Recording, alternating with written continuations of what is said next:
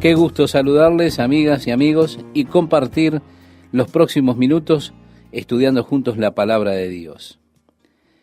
Bien, como citaba Esteban, nosotros comenzaremos hoy con el capítulo 6 del Evangelio de Juan. Y en esta primera parte del versículo 1 nos dice, después de esto. Es decir, un periodo determinado de tiempo.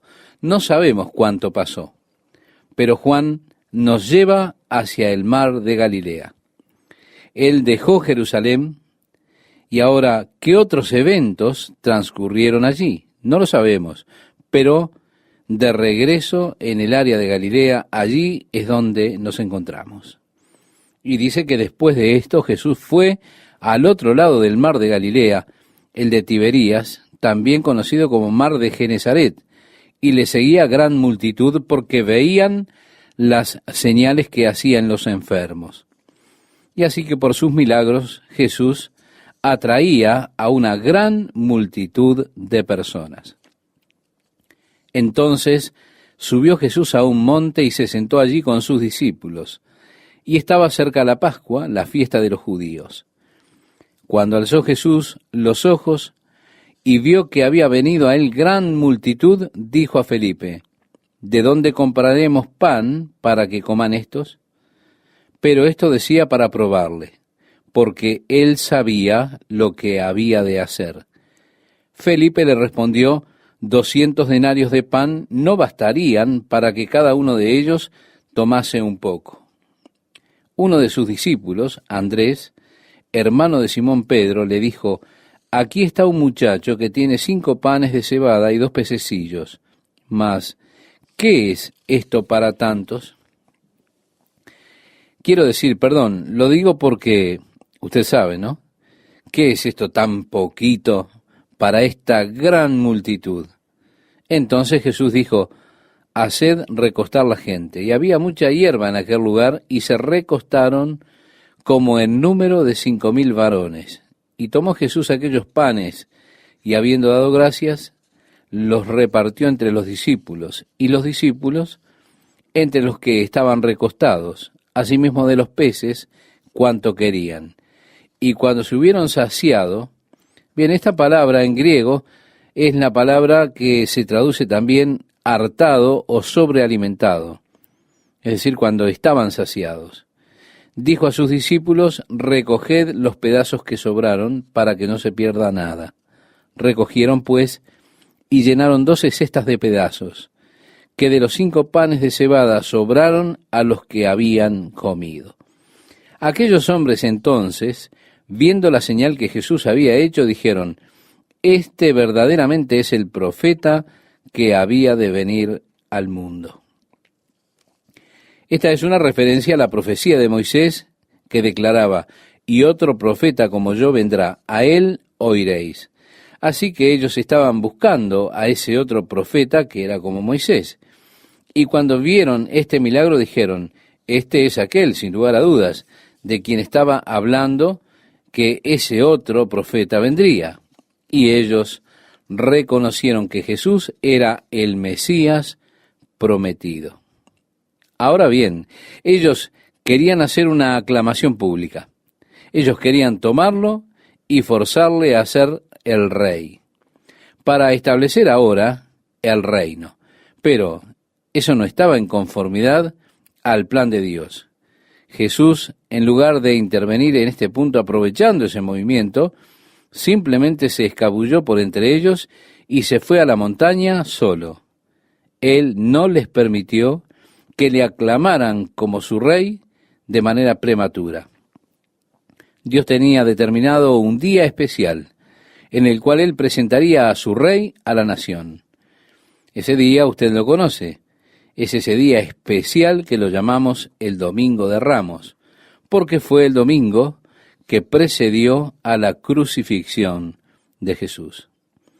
Y ese fue el día y la hora que Dios había preparado y había profetizado cuando su Redentor prometido vendría. Ese día Jesús lo instaló cuidadosamente. Habiendo ido los discípulos a la ciudad y tomando un pollino hijo de asna para que él pudiese entrar en Jerusalén sobre él, y así cumplir la profecía de Zacarías.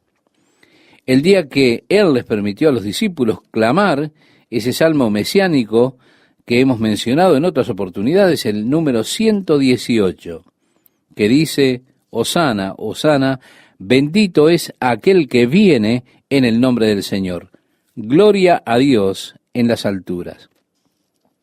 Y Él les permitió proclamar este salmo.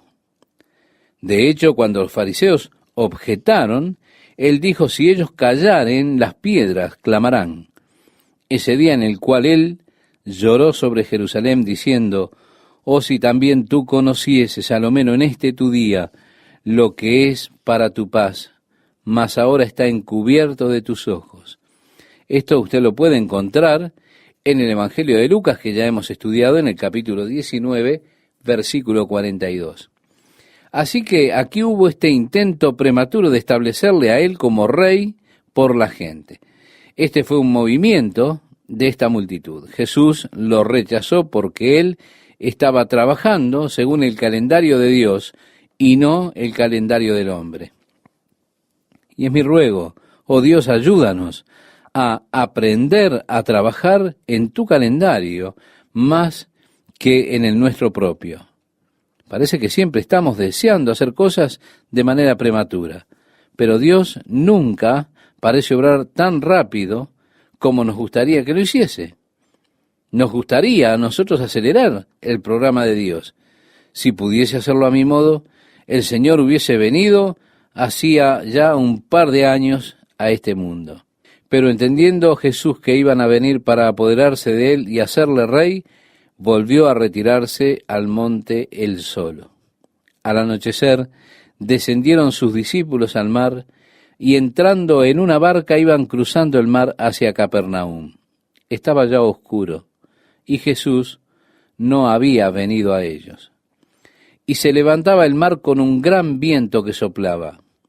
Cuando habían remado como 25 o 30 estadios, es decir, 3 o 4 millas, vieron a Jesús que andaba sobre el mar y se acercaba a la barca, y tuvieron miedo. Mas Él les dijo: yo soy, no temáis. Ellos entonces, con gusto, entusiasmadamente, le recibieron en la barca, la cual llegó enseguida a la tierra a donde iban.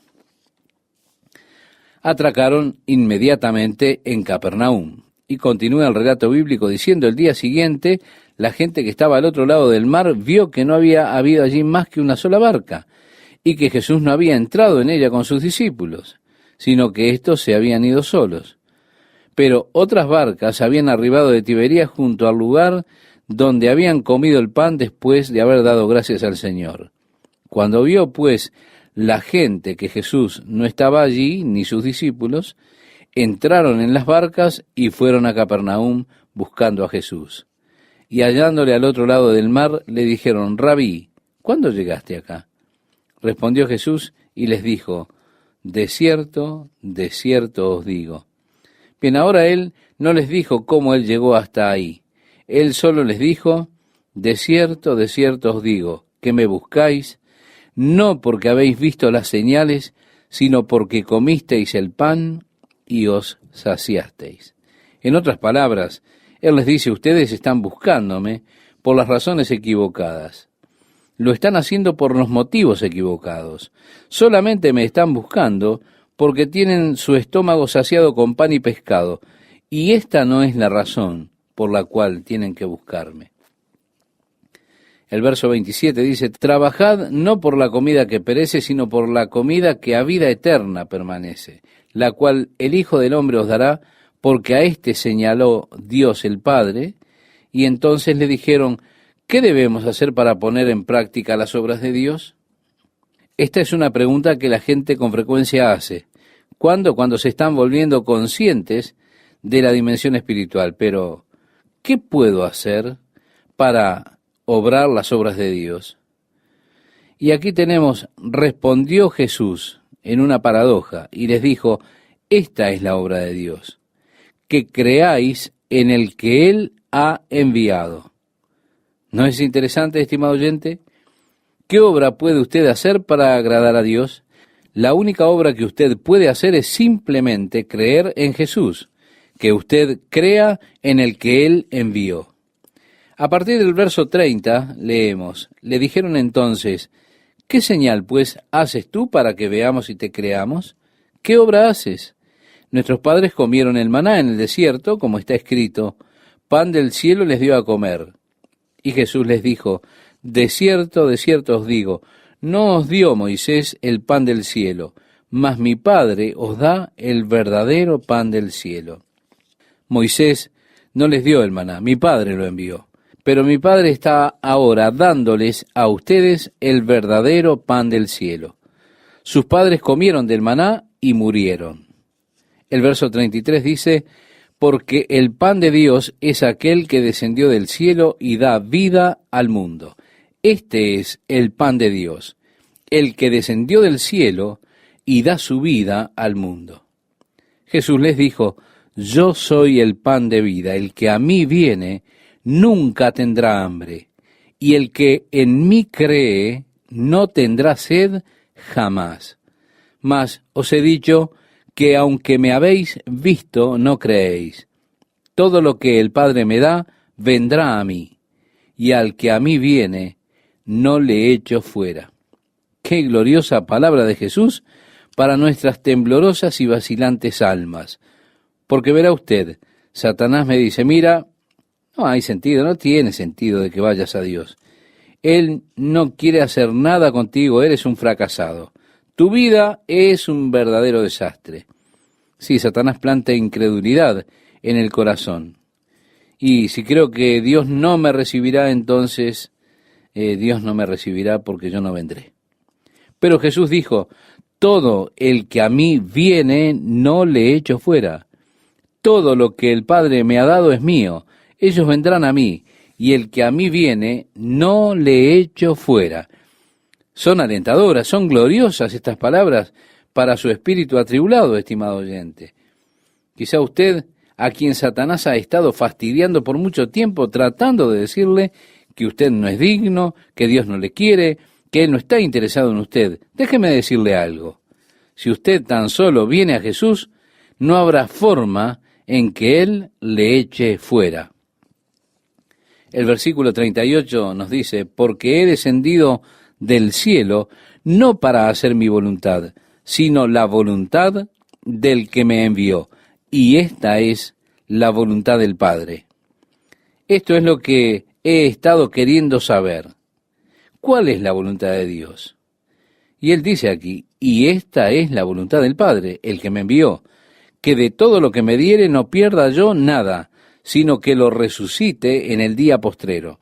Y esta es la voluntad del que me ha enviado, que todo aquel que ve al Hijo y cree en Él tenga vida eterna, y yo le resucitaré en el día postrero. Murmuraban entonces de Él los judíos, porque había dicho, yo soy el pan que descendió del cielo, y decían, ¿no es este Jesús el hijo de José, cuyo padre y madre nosotros conocemos? ¿Cómo pues dice éste, del cielo he descendido? Jesús respondió y les dijo, no murmuréis entre vosotros, ninguno puede venir a mí si el Padre que me envió no le trajere, y yo le resucitaré en el día postrero. Escrito está en los profetas, y serán todos enseñados por Dios. Así que todo aquel que oyó al Padre y aprendió de Él, viene a mí. Dios nos ha enseñado, Él lo puso en sus corazones. Y el verso 46 continúa diciendo, no que alguno haya visto al Padre, sino aquel que vino de Dios, éste ha visto al Padre. De cierto os digo, el que cree en mí tiene vida eterna. Yo quiero que note estas aseveraciones que son realmente radicales. Estas aseveraciones que Jesús está haciendo en cuanto a su propia persona, testificando ahora Él mismo, haciendo reclamos que son radicales. Él dice, yo soy el pan de vida. Ellos dijeron, ¿cómo puede Él decir que descendió del cielo? Es el hijo de José. Pues Jesús dijo, yo soy el pan de vida. Vuestros padres comieron el maná en el desierto y murieron. Este es el pan que desciende del cielo para que el que de él come no muera. No hay hambre ni sed que nos pueda hacer morir. ¿Por qué? Porque Jesús dijo, yo soy el pan vivo que descendió del cielo. Si alguno comiere de este pan, vivirá para siempre. Y el pan que yo daré es mi carne, la cual yo daré por la vida del mundo. Él tomó el pan y lo partió y dijo, tomad, comed, este es mi cuerpo que por vosotros es partido. Recuerda, esto está en Mateo 26, capítulo 26, versículo 26. El pan es mi carne que daré por la vida del mundo. Entonces los judíos contendían entre sí diciendo, ¿cómo puede éste darnos a comer su carne? Jesús les dijo, de cierto os digo, si no coméis la carne del Hijo del Hombre y bebéis su sangre, no tenéis vida en vosotros. ¿Están teniendo problemas? Bueno, lo voy a hacer un poquito más difícil con esto que hemos declarado. Ustedes están muertos en sus delitos y pecados. Ustedes no tienen vida en ustedes mismos. El que come mi carne y bebe mi sangre, tiene vida eterna, y yo le resucitaré en el día postrero, porque mi carne es verdadera comida y mi sangre es verdadera bebida. Y Jesús tomó la copa y dijo, bebed de ella todos, porque esto es mi sangre del nuevo pacto, que por muchos es derramada para remisión de los pecados. Usted debe recordar, estimado oyente, cuando estudiábamos el Evangelio de Mateo en el capítulo 26, esto está en los versículos 27 y 28. Continúa diciendo allí en ese pasaje, comed mi cuerpo, bebed mi sangre, participen de mí para que tengan vida, porque mi carne es carne de verdad y mi sangre es bebida de verdad. Ahora, en el capítulo 6 de Juan, desde el versículo 56 al 62, vamos a darle lectura y yo le pido a usted que, si tiene su Biblia allí a la mano, me acompañe en este pasaje del Evangelio de Juan y así vamos a ir concluyendo el estudio de este día. El que come mi carne y bebe mi sangre, en mí permanece y yo en él. Como me envió el Padre viviente y yo vivo por el Padre, asimismo el que me come, él también vivirá por mí. Este es el pan que descendió del cielo. No como vuestros padres comieron el maná y murieron. El que come de este pan vivirá eternamente. Estas cosas dijo en la sinagoga enseñando en Capernaum. Al oírlas, muchos de sus discípulos dijeron, dura es esta palabra, ¿quién la puede oír? Sabiendo Jesús en sí mismo que sus discípulos murmuraban de esto, les dijo, ¿esto os ofende? Pues qué, si viereis al Hijo del Hombre subir a donde estaba primero, ¿qué si no buscan el reino establecido justo ahora? ¿Qué si me ven ascender y volver al Padre? El Espíritu es el que da vida, la carne para nada aprovecha, concluye el versículo 63. Ahora estamos volviendo. Ustedes han comido el pan y por eso han venido. Sus estómagos están llenos, pero no busquen el pan que perece, sino ese pan que da vida eterna. Les estaba enseñando esto, en otras palabras, el Señor Jesús. Así que, volviendo a ese pensamiento, es el Espíritu que da vida. La carne para nada aprovecha. Las palabras que yo os he hablado son espíritu y son vida, es la forma en que concluye el versículo 63 del capítulo 6 de Juan. Como expresa la carta a los Hebreos en el capítulo 4, verso 12, la palabra de Dios es viva y eficaz y más penetrante que espada de dos filos. La palabra de Dios es espíritu y es vida. Ahora, si me acompaña, continuamos leyendo el versículo 64 en nuestro estudio del capítulo 6 de Juan. Allí dice, pero hay algunos de vosotros que no creen, porque Jesús sabía desde el principio quiénes eran los que no creían y quién le había de entregar. Y dijo, por eso os he dicho que ninguno puede venir a mí si no le fuere dado del Padre. Nuevamente le está declarando, mirad, el único modo en que pueden venir es si el Padre los trae. Y desde entonces muchos de sus discípulos volvieron atrás y ya no andaban con él, nos dice el versículo 66. Ya esto no podían manejarlo, esto lo superaba, era demasiado. Dijo entonces Jesús a los 12, ¿queréis acaso iros también vosotros? Le respondió Simón Pedro, Señor, ¿a quién iremos? Tú tienes palabras de vida eterna, y nosotros hemos creído y conocemos que tú eres el Cristo, el Hijo del Dios viviente.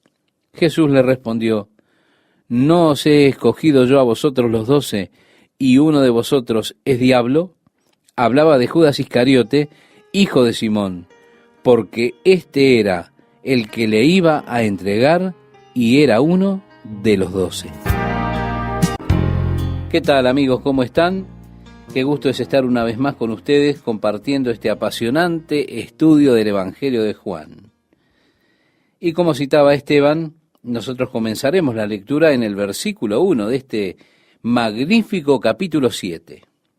Dice así: después de estas cosas, andaba Jesús en Galilea, pues no quería andar en Judea, porque los judíos procuraban matarle. Juan comienza aquí el registro de los últimos 6 meses del ministerio de Jesús. Y es así que usted notará cuánto tiempo y cuánta atención invierte Juan en los últimos 6 meses de su ministerio, señalando el hecho de que Jesús no está caminando tan abiertamente en el área de Judea entre los judíos. De hecho, desde los registros de los otros evangelios, sabemos que a estas alturas Jesús fue primero al área de Tiro y Sidón con sus discípulos. Luego le vemos a él sobre la montaña de Cesarea de Filipo, la cual está a la base del monte Hermón, en cuya cúspide él se transfiguró. Por supuesto, allí en Cesarea de Filipo está la gran confesión de Pedro. Pero ahora él está nuevamente en Galilea y permanece bastante lejos de Jerusalén, excepto por el registro que veremos aquí en el capítulo 7 hasta el capítulo 10, cuando él desciende para la fiesta de los tabernáculos y cuando él desciende para la visita final. 6 meses después fue crucificado. Así que en este punto estamos entrando en los 6 meses finales del ministerio de Jesús antes que fuera crucificado. El verso 2 nos dice, estaba cerca la fiesta de los judíos, la de los tabernáculos. Bien, la fiesta de los tabernáculos era la fiesta en la cual ellos recordaban la preservación que Dios había hecho a sus padres a lo largo de 40 años de vagar por el desierto. Ellos jamás hubiesen podido sobrevivir. Los millones de personas no hubiesen podido sobrevivir 40 años en el desierto. No había modo de que el desierto les pudiera dar sostén a este número de personas, a ese número que eran en ese momento, y que andaban como nómades, excepto que el Señor hubiese hecho provisión para ellos. Pero Dios hizo provisión. Él los guió de día con una nube y de noche con una columna de fuego. Además les proveyó de codornices, les dio el maná, Él proveyó milagrosamente el agua que salía de la roca. Así que fue un tiempo de celebración de la milagrosa provisión de Dios para con sus padres, guardándoles a través de esos 40 años de vagar por el desierto. Y así es que esta fiesta de los tabernáculos, la cual tiene lugar en el 10º mes de nuestro calendario, el 7º mes del calendario judío, estaba cerca. Y como relata el versículo 3, le dijeron sus hermanos, sal de aquí y vete a Judea, para que también tus discípulos vean las obras que haces. Los hermanos aquí, sin duda, se refiere a los reales medios hermanos de Jesús, es decir, Santiago, Judas y Simón. Ellos habían aparecido otra vez en la historia cuando vinieron con María, su madre, a rescatarle de las multitudes. Y a estas alturas ellos no creen en sus aseveraciones, sino que están diciendo, sal de aquí y vete a Judea para que también tus discípulos vean las obras que haces. Porque ninguno que procura darse a conocer hace algo en secreto. Si estas cosas haces, manifiéstate al mundo, le decían ellos. Ahora, qué estímulo, ¿eh? el de sus hermanos. Qué interesante. Y dice el versículo 5, porque ni aun sus hermanos creían en él. Entonces Jesús les dijo, mi tiempo o mi época aún no ha llegado, mas vuestro tiempo siempre está presto. Jesús habla ahora mucho sobre su hora. Cuando Él habla de su hora, Él está hablando de la cruz misma. Ahora Él está hablando simplemente de la época, es decir, el momento de ser revelado. Ellos están diciendo, ¿por qué no desciendes y te revelas a ti mismo? En lugar de esconderte en secreto, muéstrate abiertamente a ti mismo. Pero Él les dice, la época aún no ha llegado, pero la época de ustedes ya está aquí. Continuamos la lectura y leemos allí, no puede el mundo aborreceros a vosotros, mas a mí me aborrece, porque yo testifico de él que sus obras son malas. Subid vosotros a la fiesta. Yo no subo todavía a esa fiesta, porque mi tiempo aún no se ha cumplido. Y habiéndoles dicho esto, se quedó en Galilea. Pero después que sus hermanos habían subido, entonces él también subió a la fiesta, no abiertamente, sino como en secreto. Y le buscaban los judíos en la fiesta y decían, ¿dónde está aquel? Y había gran murmullo acerca de él entre la multitud. ¿Por qué? Porque había una marcada división entre ellos. Como relata el versículo 12, pues unos decían, es bueno, pero otros decían, no, sino que engaña al pueblo. Pero ninguno hablaba abiertamente de él por miedo a los judíos. Así que ya era una realidad la amenaza de los líderes en contra de Jesús. Ya estaba declarado que si cualquiera reconocía que él era el Mesías, ellos le sacarían inmediatamente de la sinagoga. Estaba esa división. Un número de personas han sido tocadas y sanadas por Jesús. Y ellos decían, él es un hombre bueno. Los otros están diciendo, oh no, es un engañador, está engañando al pueblo. Así que se levantó esta controversia y Cristo se transformó en un alguien muy controversial. Ocasionó él una especie de murmullo allí en la fiesta de los tabernáculos. Todo el mundo estaba hablando acerca de él. Todos preguntaban por él. Era un murmullo real entre las personas que se habían juntado para esta fiesta. Y el versículo 14 nos dice más, a la mitad de la fiesta subió Jesús al templo y enseñaba. Él no estaba allí, evidentemente, cuando comenzó la fiesta, o al menos no se descubrió en público hasta cerca de la mitad de la fiesta, es decir, después de 3 días. Y según relata el versículo 15, dice, y se maravillaban los judíos diciendo, ¿cómo sabe este letras sin haber estudiado? Tenemos aquí, estimado oyente, esta palabra griega, gramata. ¿Cómo sabe este hombre la pronunciación de los que han estudiado? Es la pregunta que ellos se están haciendo. Ellos tenían en aquellos días también esa sofisticada pronunciación de los intelectuales, que era como algo exclusivo de los rangos universitarios. Ellos dijeron, ¿cómo éste aprendió esa pronunciación no habiendo ido a ninguna universidad? ¿Cómo conoció este hombre las letras sin haber estudiado? Jesús les respondió y dijo, mi doctrina no es mía, sino de aquel que me envió. En otras palabras, ¿quieren saber cómo aprendí? La doctrina no es mía, sino de aquel que me envió. Y Jesús nuevamente está declarando, he sido enviado aquí. Seguimos leyendo y dice así la palabra de Dios, el que quiera hacer la voluntad de Dios, conocerá si la doctrina es de Dios o si yo hablo por mi propia cuenta. El que habla por su propia cuenta, su propia gloria busca, pero el que busca la gloria del que le envió, este es verdadero y no hay en él injusticia. Ahora Jesús está haciendo algunas aseveraciones dramáticas aquí. Él está diciendo, si vine y comencé a hablar de mí mismo, sería porque estaría buscando mi propia gloria, porque eso es lo que una persona busca cuando habla de sí mismo, busca su propia gloria. Él habla acerca de sí mismo, se jacta de sí mismo. Pero si vengo buscando la gloria del que me envió, entonces es verdad, el testimonio es verdadero. Él no está buscando gloria para él. Él está buscando la gloria para aquel que le envió y no hay injusticia en él. Ahora, en un breve tiempo, Jesús habrá de desafiarles cuando entren en esta disputa. Y él dijo, ¿quién de ustedes puede convencerme de pecado? ¿Quién de ustedes puede señalar un pecado que haya hecho yo? No hay manera de que digamos eso, ¿no? No hay modo que podamos hacer esa clase de aseveración. ¿Por qué?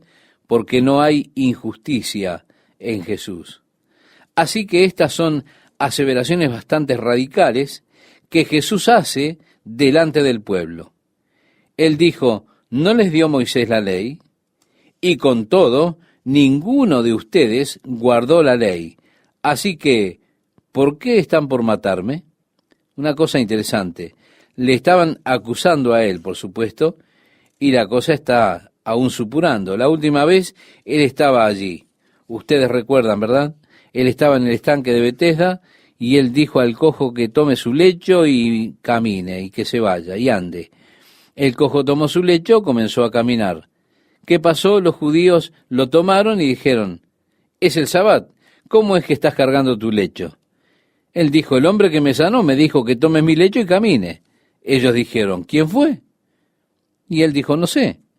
Así que luego Jesús se encontró al hombre en el templo y le dijo, vete y no peques más. Y luego éste corrió y le dijo a los judíos que era Jesús. Y desde ese tiempo comenzaron a buscarle para matarlo, porque había hecho esto en el Sabbat. Y todavía esto estaba fermentando en el liderazgo judío, este hecho de que él hubiese violado la ley sabática. Así que él dijo, mirad, ¿no os dio Moisés la ley y ninguno de vosotros cumple la ley? ¿Por qué procuráis matarme? Estábamos en Israel hace 3 años y habían unos jóvenes judíos en la parte norte de Israel que habían recibido a Jesucristo como su Señor y Salvador. Ellos estaban teniendo estudios bíblicos y tenían reuniones de adoración en sus hogares en una de las pequeñas áreas de Galilea del Norte. Estaban bajo una severa persecución de la comunidad judía. De hecho, mientras ellos estaban allí, algunos jóvenes de la Liga de Defensa Judía entraron, o de una de las comunidades, entraron y le dieron vuelta las casas. Los golpearon, tomaron un hacha y rompieron el refrigerador, rompieron todos sus muebles, hicieron trizas la casa. ¿Por qué? Porque ellos eran cristianos. Y en lo que a los judíos refiere en cuanto a su pensamiento, estos jóvenes cristianos eran traidores.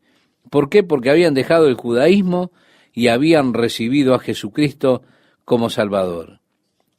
Así que habíamos escuchado de estos cristianos y les invitamos a venir y compartir con nuestro grupo. Teníamos algunos guías que eran dulces y risueños y hablaban acerca de Jesús y decían, y Jesús hizo esto, y Jesús hizo aquello, y el Señor hizo lo otro y demás. Eran muy agradables y bien parecidos.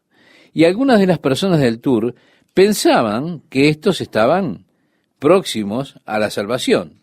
Ahora, cuando este joven se levantó para hablar a nuestro grupo sobre aceptar a Jesús siendo judío, lo primero de todo que dijo fue, antes de hablarles y compartir con ustedes mi amor por Jesús como mi Mesías, me gustaría decir algo a mis amigos aquí. Y él comenzó a hablar en hebreo. Cuando llegó el momento en que comenzó a hablar fue como echar un balde de agua fría sobre estos guías judíos. Fue como cuando una máscara es sacada de pronto de sus rostros y allí había odio, había rechinar de dientes, había amargura. El clima estaba realmente tenso. De hecho, ellos estaban listos para dejar sus vestidos, tomar piedras y apedrear a este muchacho. Y pensé, ¿qué cosa les estará diciendo que está creando esta reacción? Este hombre que en ese punto era el principal de las fuerzas de defensa israelíes en el norte de Israel y un querido amigo nuestro, que es un hombre muy agradable y no es religioso en lo absoluto. A pesar de que es judío, él no es religioso y es un líder muy respetado en el norte de Israel. Él estaba con un grupo de hombres del kibutz. Comenzaron a decir entre sí: vamos a matarlo cuando se vaya esta noche. Ellos estaban listos para matarlo. Y este amigo nuestro, Yorum, les dijo en hebreo: oigan, ¿ustedes guardan el Shabbat?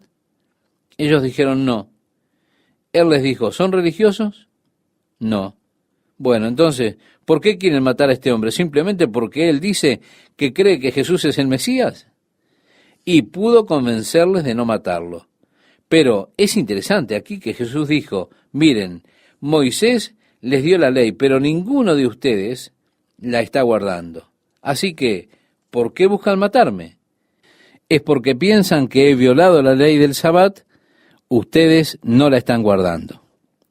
En el versículo 20 de Juan capítulo 7 leemos: respondió la multitud y dijo: demonio tienes, ¿quién procura matarte? Jesús respondió y les dijo: una obra hice y todos os maravilláis.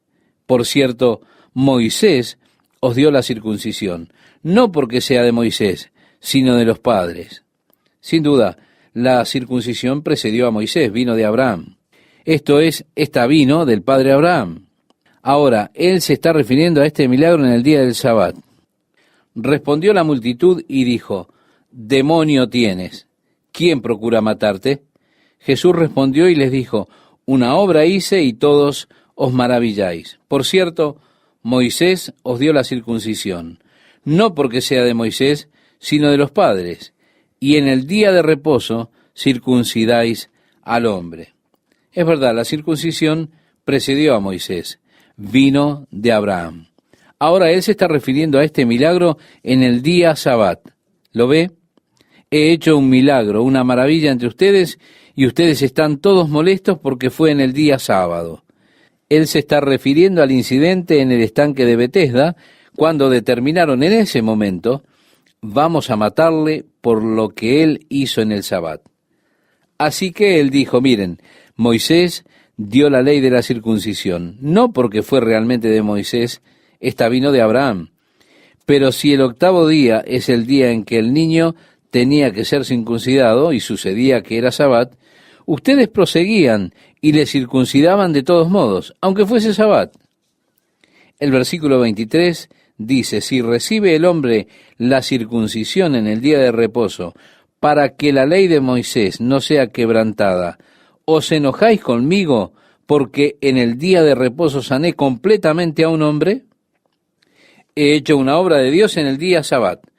Ustedes hacen la obra de Dios de la circuncisión en el Sabbat. ¿Por qué están tan decepcionados conmigo por sanar a un hombre completamente en el Sabbat? Y continúa la lectura: no juzguéis según las apariencias, sino juzgad con justo juicio. Mire, estimado oyente, este es un buen consejo. En el versículo 25 leemos: decían entonces unos de Jerusalén: ¿no es este a quien buscan para matarle? Pues mirad, habla públicamente y no le dicen nada. ¿Habrán reconocido en verdad los gobernantes que este es el Cristo? ¿Habrán creído que él es el Mesías, en otras palabras? Pero este sabemos de dónde es, mas cuando venga el Cristo nadie sabrá de dónde sea. Esto era una tradición que los judíos habían desarrollado. Es decir, ellos pensaban que el Mesías aparecería de repente de alguna parte, una especie de Superman por el cielo. Ellos estarían mirando y dirían: oh, es un pájaro, es un avión, no, es el Mesías. Y de pronto él estaría parado allí en medio de ellos. Y ellos piensan que esa idea se desarrolló del capítulo 53 de Isaías, donde dice: ¿quién declarará su generación? Esto es, ¿quién va a contar su parentesco y demás? ¿Quién puede declarar su generación? Él de pronto está aquí en escena. Nadie sabe de dónde apareció, pero él está de pronto aquí en medio nuestro. Y así es que ellos dicen: ¿piensan que las autoridades van a creer que él es el Mesías? Nosotros sabemos de dónde viene él, y cuando venga el Mesías, nadie sabrá de dónde viene. El versículo 28 nos dice, Jesús entonces, enseñando en el templo, alzó la voz y dijo, a mí me conocéis y sabéis de dónde soy. Y no he venido de mí mismo, pero el que me envió es verdadero, a quien vosotros no conocéis. En otras palabras, ustedes me conocen, ustedes pueden saber que crecí en Nazaret, pero ustedes no conocen al que me envió. Y agregó, pero yo le conozco, porque de él procedo y él me envió. Note, una y otra vez, Cristo está declarando el hecho de que él ha sido enviado. Él está aquí y tiene una misión. En el versículo 30 leemos entonces, procuraban prenderle, pero ninguno le echó mano, porque aún no había llegado su hora. Esta es la primera vez que leemos esta frase, excepto que Jesús, en la primera parte, dijo a María su madre, en las bodas de Caná, mi hora no ha llegado aún. Pero aquí está el comienzo de muchas veces, donde vamos a leer, su hora aún no había llegado. Esto hace referencia a la hora de la crucifixión, es decir, 6 meses después aproximadamente. ¿Cómo están, amigas y amigos? Quiero darle gracias a Dios por la oportunidad de compartir con ustedes estos estudios del Evangelio de Juan. Además, también le agradezco a Dios porque a través de ellos podemos tener crecimiento espiritual y una mejor comunicación con nuestro Dios. Si ya encontró el pasaje que citara Esteban, el capítulo 7, versículo 31 del Evangelio de Juan, quiero invitarle a que me acompañe en la lectura. Luego tendremos algunos pensamientos acerca de este capítulo 7.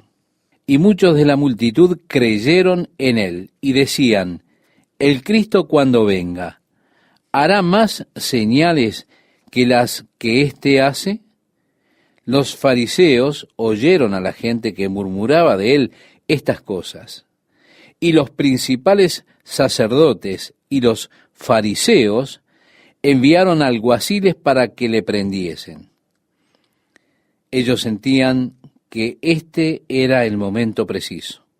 Debían hacer algo, así que ellos enviaron a estos oficiales para arrestar a Jesús. Pero como leemos en el versículo 33, Jesús dijo, todavía un poco de tiempo estaré con vosotros, e iré al que me envió. Me buscaréis y no me hallaréis, y a donde yo estaré, vosotros no podréis venir. Él está hablando ahora en diferentes tiempos, y quiero que note los diferentes tiempos en los que Jesús está ahora hablando. ¿Cuál es la razón? La razón de por qué Él está hablando en tan diferentes tiempos es porque Él trasciende al tiempo. Él siempre está viviendo en lo eterno. Y Jesús dijo, todavía un poco de tiempo y estaré con vosotros. Luego iré al que me envió, me buscaréis y no me hallaréis, y a donde yo estaré, vosotros no podréis venir. Hablando en diferentes tiempos verbales. Entonces los judíos dijeron entre sí, ¿a dónde se irá este que no le hallemos? ¿Se irá a los dispersos entre los griegos y enseñará a los griegos? ¿Qué significa esto que dijo, me buscaréis y no me hallaréis, y a donde yo estaré vosotros no podéis venir? ¿De qué está hablando? En el último y gran día de la fiesta, Jesús se puso en pie y alzó la voz diciendo, si alguno tiene sed, venga a mí y beba. El último día, el gran día de la fiesta era el 8º día de la fiesta. ¿Por qué? Porque la fiesta de los tabernáculos duraba 8 días.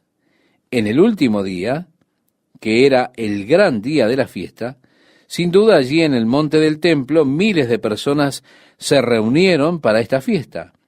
Era una de las fiestas más grandes en el calendario judío, donde se requería que todos los hombres adultos vinieran y se presentaran ellos mismos ante Dios. De acuerdo al historiador Flavio Josefo, 2,5 millones de personas se reunían en Jerusalén para estas fiestas durante el tiempo de Cristo. Así que usted puede imaginar esa gran multitud de personas allí en el monte del templo. Había una acción simbólica que tenía lugar cada día de la fiesta.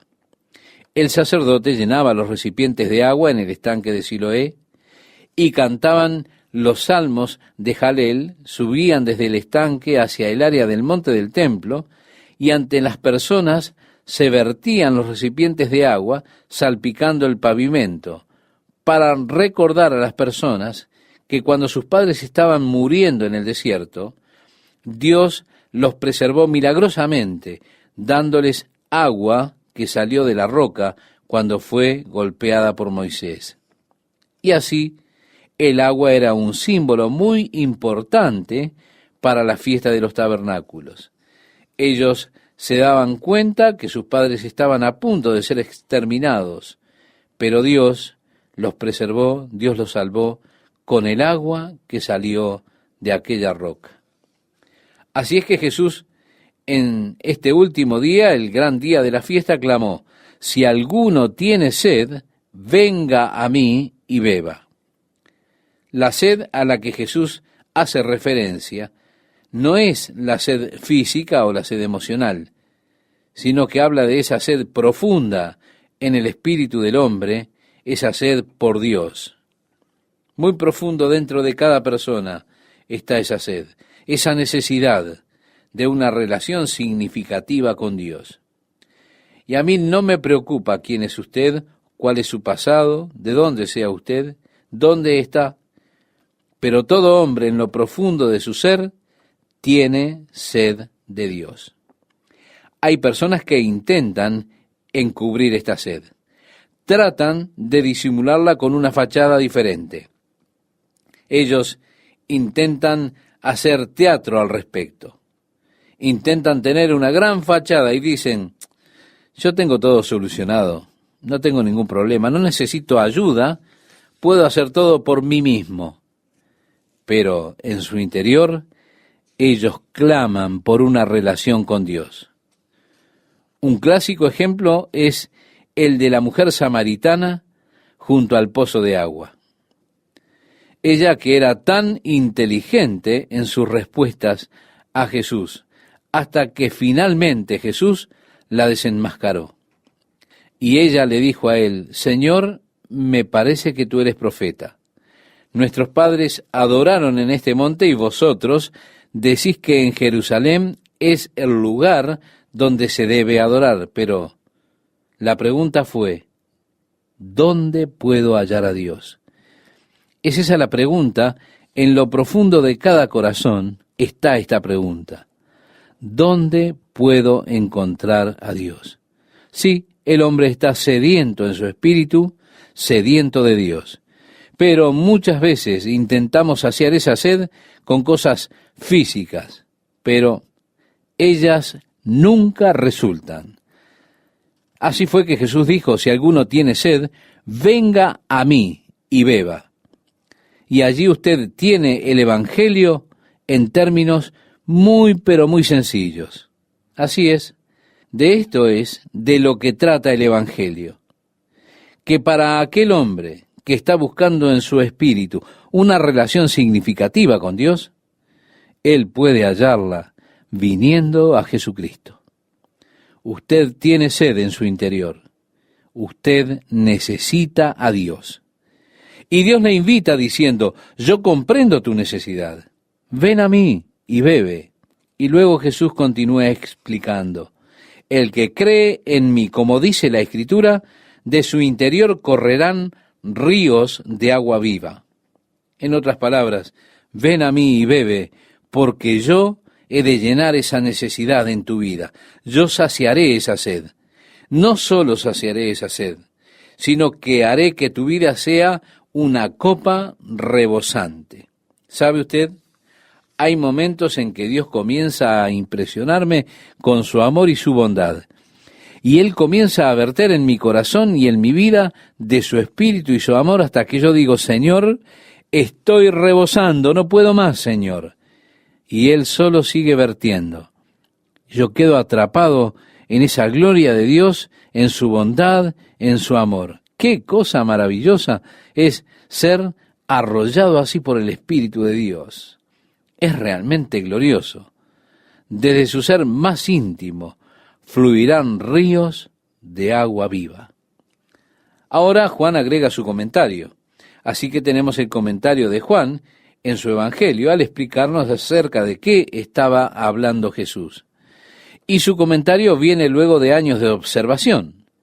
Él no sabía en ese momento a lo que Jesús se estaba refiriendo, pero luego, cuando el Espíritu Santo fue vertido sobre la iglesia, y Juan comenzó a tener esa experiencia de abundancia de poder y de amor de Dios, fue allí que él comprendió a qué se refería Jesús en esta oportunidad. Y debido a que él escribió luego de la experiencia del Espíritu Santo, luego de Pentecostés, él es capaz de dar una explicación de lo que decía Jesús, a qué se estaba refiriendo. Juan expresó, esto dijo del Espíritu que habían de recibir los que creyesen en él, porque aún no había venido el Espíritu Santo. Así que Juan hace referencia entonces, o hace un comentario, que Jesús se estaba refiriendo al Espíritu Santo. ¿Y qué está declarando él de esto? Que sería como un río o un torrente de agua viva brotando de la vida de una persona. ¿Puede usted decir que esta es su relación con el Espíritu Santo, estimado oyente? En las Escrituras veo una triple relación del creyente con el Espíritu Santo. Esta es designada por las preposiciones griegas. Está la primera preposición, para, porque Jesús dijo a sus discípulos, y yo rogaré al Padre y os dará otro consolador para que esté con vosotros para siempre. El Espíritu de verdad, al cual el mundo no puede recibir, porque no le ve ni le conoce, pero vosotros le conocéis, porque mora con vosotros y estará en vosotros. La preposición griega en, una doble relación hay allí. Él está con usted. Antes de nuestra conversión, el Espíritu Santo estaba con nosotros. Fue el Espíritu Santo que nos convenció de pecado, y fue el mismo Espíritu Santo que nos señaló que Jesús era la respuesta a nuestra necesidad. Y fue el Espíritu Santo que nos condujo a Jesús, porque ningún hombre puede llegar a Él a menos que el Espíritu lo conduzca. Y cuando el Espíritu me condujo a Jesús y abrí mi corazón e invité a Jesús a venir a mi vida, el Espíritu Santo vino y comenzó a vivir en mí, comenzó a morar en mí. Él estaba conmigo antes de que me convirtiera, conduciéndome a Jesús. Y luego Él vino a mi corazón en el momento en que recibí a Jesús. Pero aún así yo leí las Escrituras y en ellas leí de una mayor relación que un creyente puede tener con el Espíritu Santo. Esto se encuentra, primero que nada, en el mandato de Jesús a sus discípulos, el mandato de esperar en Jerusalén por la promesa del Padre.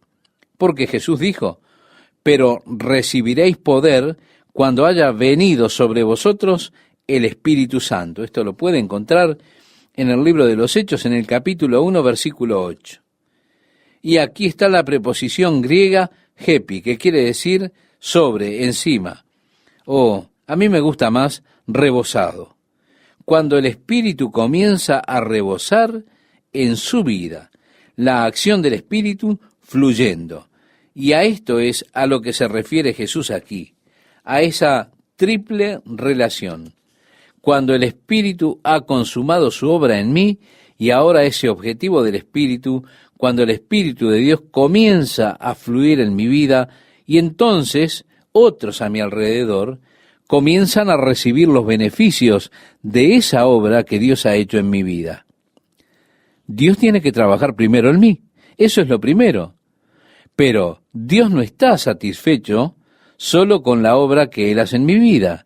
Dios desea que mi vida sea un instrumento a través del cual Él pueda trabajar a través de mí.